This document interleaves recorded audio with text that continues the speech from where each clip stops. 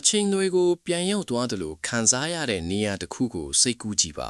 ။တမိုင်းကိုတံပိုးထားပြီးထာဝရအလကိုမျက်နှိုးတဲ့မိတ်ဆွေတွေအတွက်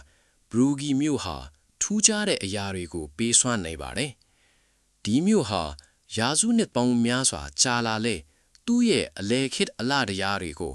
ဘယ်လိုများထိမ့်သိမ်းချနိုင်ခဲ့တာပါလဲ။ဘယ်လိုလူရွှက်ချက်တွေများရှိနေလဲ။ဘရူဂီမြို့ဟာအလေခေတ်ကတည်းကထူးခြားတဲ့သမိုင်းဝင်အခြေချနေထိုင်မှုတစ်ခုဖြစ်ရပ်တည်ခဲ့ပါတယ်။ရှေးဟောင်း Gothic ဆောက်လုပ်ရေးလက်ရာတွေကဒီမြို့ရဲ့အမှတ်လက္ခဏာတစ်ခုဖြစ်နေစေပါပဲ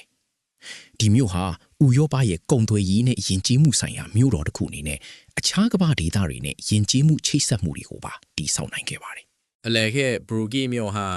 ယူရောပရဲ့အချက်အခြာကျတဲ့ကုန်သွယ်ရေးမြို့ကြီးဖြစ်လူသိများခဲ့ပါတယ်။ဒီမြို့ဟာအထူးသဖြင့်မြောက်ပိုင်းယူရောပနဲ့ဘောလဒေသရဲ့ထူးခြားချက်ဖြစ်တဲ့အုတ်ဂိုးတဲ့ဘီတုကလက်ရာတွေရဲ့ဖွံ့ဖြိုးတိုးတက်မှုမှာလွှမ်းမိုးမှုအများအပြားကိုထင်အပ်နေပါတယ်။ဒီလိုဘီတုကလက်ရာတွေကမြို့ရဲ့သမိုင်းဝင်ပါအိုးချက်ကိုပုံဖော်ပေးခဲ့ပါတယ်။12ရာစုကလေးကမြို့ရိုးတွေဟာအလေခေတ်မြို့ရဲ့နာနေမိတ်ကိုသတ်မှတ်ခဲ့ပါတယ်။မြို့ရိုးတွေမရှိတော့ပေမဲ့ကြန့်ရှိနေသေးတဲ့ဂိတ်လေးခုကတုတ်ကျင်းတွေနဲ့ကာကွယ်ရေးရေစင်တွေက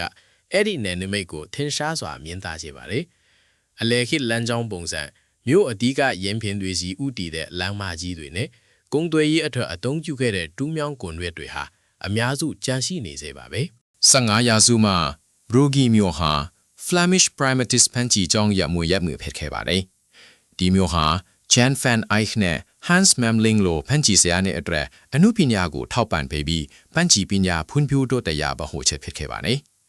သူတို့ရဲ့လက်ခါမြောက်ပန်းချီကအများအပြားဟာယောရောပတခွင်ပလန်နိုင်ခဲ့ပြီးအမှုပညာပုံစံတွေကိုလွှမ်းမိုးခဲ့ပါတယ်။အလေခေတ်ကုံဆုံးပြီးနောက်စီးပွားရေးနဲ့အမှုပညာအထွေထစ်ကာလကုံဆုံးခဲ့ပေမဲ့မြို့ပြဖွံ့ဖြိုးတိုးတက်မှုကတော့ဆက်ရှိနေခဲ့ပါတယ်။18ရာစုနဲ့19ရာစုတွေမှာအလေခေတ်မြေကွက်ပေါင်းများစွာကိုပိုကြီးရဲ့အကွက်တွေထက်ပေါင်းဆက်ခဲ့ပြီးရက်ကွက်တစ်တွေကိုလည်းတိစောက်ခဲ့ပါတယ်။ဒီလိုပြောင်းလဲမှုတွေကဘရူဂီရဲ့တမှုထူးခြားတဲ့ယက်တီမှုကိုပိုပြီးခိုင်မာစေခဲ့ပါတယ်20ရာစုဒုတိယနဝက်မှာလည်းအဓိကအပြောင်းလဲတစ်ချို့ဖြစ်ပေါ်ခဲ့ပါတယ်။နောက်ပိုင်းမှာ19ရာစုနောက်ပိုင်းကမျက်နှာစာအသစ်ပြုပြင်မှုတွေက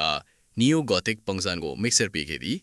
ဒါဟာ Brugge မြို့အတွက်တည်တံ့ထင်နေပါတယ်။ဒီနေ့ခေတ်အထိ Brugge မြို့ဟာသူ့ရဲ့ဖွံ့ဖြိုးတိုးတက်မှုအဆင့်အမျိုးမျိုးကိုမတန်ထားတဲ့ဘီတုကလည်းမြို့ပြော်ဖွဲ့စည်းပုံတွေကိုထိန်းထားစေပါတယ်။ Brugge မြို့ရဲ့သမိုင်းဝင်ဗဟိုချက်ဟာအလေခေတ်အစားပိုင်းကနေနေထိုင်ခဲ့တဲ့မြို့ပြနေရာတစ်ခုအနေနဲ့ဆက်ဆံမှုကိုထင်ရှားပြသနေပါတယ်။မြို့ပြစီမံခန့်ခွဲမှုနဲ့စီးမွင်းစည်းခန်းဆိုင်ရာသမိုင်းမှတ်တမ်းတွေဟာ73ရာစုကနေကမြို့မှတ်တမ်းတွေမှာစူးစီးထားတာကိုတွေ့ရပါတယ်။ဒီလိုမြို့ပြသမိုင်းပေါ်ထားရှိတဲ့လေးစားမှုကမြို့ကိုမပျက်စီးအောင်စောင့်ရှောက်ပေးခဲ့ပါတယ်။16ရာစုကဘာသာရေးစစ်ပွဲတွေနဲ့ပြင်သစ်တော်လှန်ရေးကလွဲလို့ဘရူဂီမြို့ဟာ